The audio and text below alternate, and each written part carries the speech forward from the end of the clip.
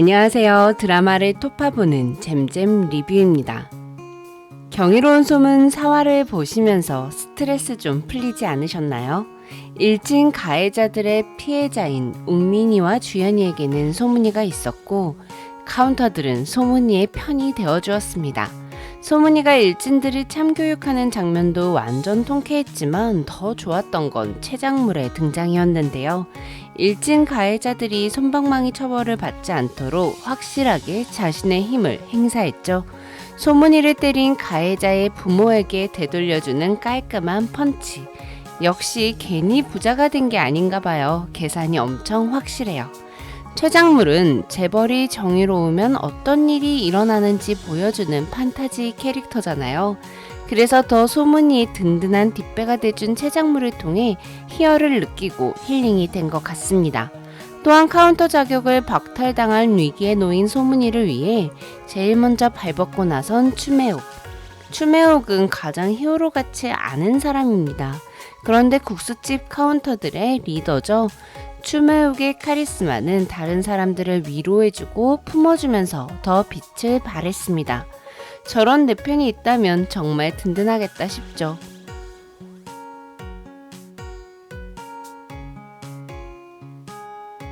저는 경이로운 소문 웹툰의 엄청난 팬입니다.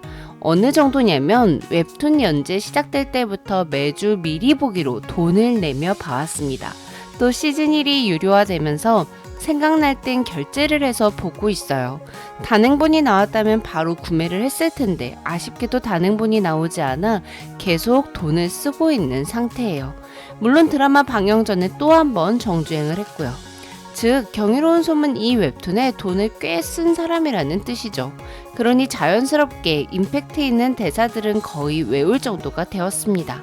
그래서 드라마를 볼 때 너무 당연하게 웹툰과 비교를 하면서 볼 수밖에 없더라고요. 경이로운 소문 이 드라마는 웹툰이 가진 판타지 느낌을 과하지 않게 촌스럽지 않게 너무 잘 살린 것 같아요. 폐공장에 도착한 후 소문이 뒤로 땅이 확 올라올 때 저만 소름 돋았나요? 제 눈이 낮을 수도 있지만 전 융해땅 CG도 너무 마음에 들더라고요. 땅이 샥 솟아오를 때 왠지 모르게 짜릿해요. 4화에서 눈에 띄는 재미있는 연출이 3장면 있었습니다. 첫 번째는 일진들을 일망타진하는 장면의 카메라 연출이 좋았는데요. 소문이가 때리는 장면은 보여주지 않고 소문이의 시선에서 일진들이 맞는 장면만 보여줬죠. 때리는 장면 전체 화면으로 넣었다면 땅이 흐르고 있는 상태라 5배 이상 파워업이 된 소문이의 모습을 살리기가 쉽지 않았을 거예요. 하지만 시선의 변화와 카메라 왜곡을 통해 뭔가 저세상 액션 느낌을 주었더라고요. 두 번째는 사소한 것인데요. 카운터와 연결되어 있는 융의 사람이 카운터에게 말을 걸 때 웹툰에서는 링크 전화기를 이용해요. 뭔가 아날로그 느낌이 강하죠? 드라마는 이 장면을 아주 간단하게 표현했습니다. 융의 사람들은 눈썹 쪽을 손가락으로 짚어 꼭 텔레파시를 보내듯 카운터에게 말을 걸 수 있고 카운터들은 융의 사람들이 말을 걸면 전화벨이 울리듯 눈이 한번 반짝입니다. 전 이런 사소한 변화도 너무 재미있더라고요. 세 번째는 호랑이 후드 악기의 가위 장면입니다. 저는 너무 무서워서 제대로 보진 못했어요. 범인과 복수가 키워드인 작품들을 좋아하는 편인데 피는 너무 무서워요.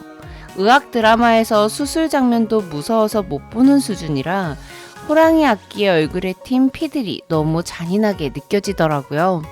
물론 OCN 드라마 치곤 엄청 잔인한 수준은 아니라고 생각하실 수도 있어요.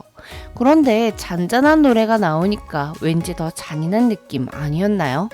사람을 죽이는 도구인 가위는 너무 원초적인데 노래가 달리기라니 지치고 힘들 때 듣기 좋은 노래의 대명사잖아요. 이 두 가지가 대비가 되면서 더 섬뜩하더라고요.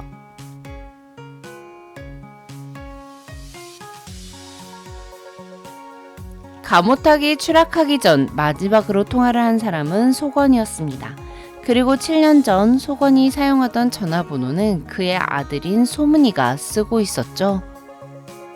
웹툰에는 없는 내용인데요. 감호타기 전화번호가 왠지 익숙하다고 했을 때 설마 하면서도 약간 울컥울컥해지더라고요.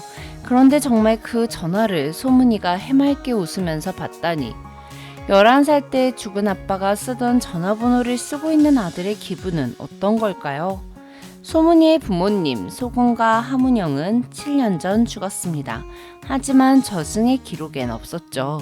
그렇다는 건 다들 눈치채셨겠지만 소문이의 부모님이 악귀에게 먹힌 상태라는 겁니다. 3화에 등장한 악귀에게 먹혀있던 등산객 부부처럼 저승인 융에 가지 못하고 악귀에게 흡수되어 있는 거죠. 악귀는 숙주가 죽인 사람의 영혼을 흡수해 자신의 힘을 키웁니다. 그리고 악귀에게 먹힌 영혼은 시간이 지나면 소멸돼 버리죠. 소문이의 부모님은 7년 전에 죽었습니다. 그렇다는 건 소문이의 부모님의 영혼이 악귀 안에서 소멸되기 전에 얼른 악귀를 잡아서 영혼의 감옥으로 보내야 한다는 거예요. 소건이의 부모님을 죽인 사람 2명 기억하시죠? 처리됐다라고 말한 사람과 그걸 들은 사람. 이 2사람 중 1명이 악귀의 숙주였고 그 악귀가 소문이 부모님의 영혼을 먹었습니다. 그리고 웹툰을 보지 않으신 분들도 예상되시겠지만 소문이 부모님을 죽인 사람은 호랑이 후드를 썼던 그 남자입니다. 즉 호랑이 후드를 쓴 남자를 숙주로 삼고 있는 악귀에게 소문이 부모님의 영혼이 먹힌 상태인 거죠. 이 상태로는 소문이는 부모님을 만날 수 없습니다. 호랑이 악귀를 잡아 융으로 보내야만 부모님을 만날 수 있죠. 하지만 호랑이 후드를 썼던 악귀가 소문이 부모님을 죽이지 않았을 수도 있습니다. 그 이유는 경이로운 소문이 드라마가 빌런 캐릭터의 서사에 좀 변화를 주었기 때문인데요. 1화에서 호랑이 후드를 썼던 머리에 상처가 있는 남자, 신이 캐릭터에 대한 설정이 웹툰과는 조금 달라요. 스포가 될 수 있어서 어떻게 다른지 자세히는 설명할 수 없는데요. 궁금하신 분은 댓글 남겨주시면 대댓글로 알려드릴게요. 경이로운 소문 이 드라마는 웹툰의 대사를 거의 똑같이 사용했습니다. 일진들을 향해 이제 그만 끝내자 라고 말했던 소문이의 대사는 원작과 똑같죠. 또한 추매옥이 오랜만에 울 아들 키울 때처럼 속 디비지는 기분이 든다는 대사도 똑같습니다. 하지만 극을 끌고 가는 데 있어서 가장 궁금한 점 중에 하나인 빌런에 대한 설정이 살짝 다르니까 원작을 본 입장에서 뻔히 알고 보는 것보다 더 재미있는 것 같아요. 또한 지금은 살짝 다르지만 그 살짝 다름이 완전 다름이 되어 신이가 소문이 부모를 죽인 악기의 숙주가 아니었다는 반전 같은 게 드러나며 원작을 본 사람들의 뒤통수를 칠 수도 있겠죠. 그렇다면 완전 짜릿할 것 같아요.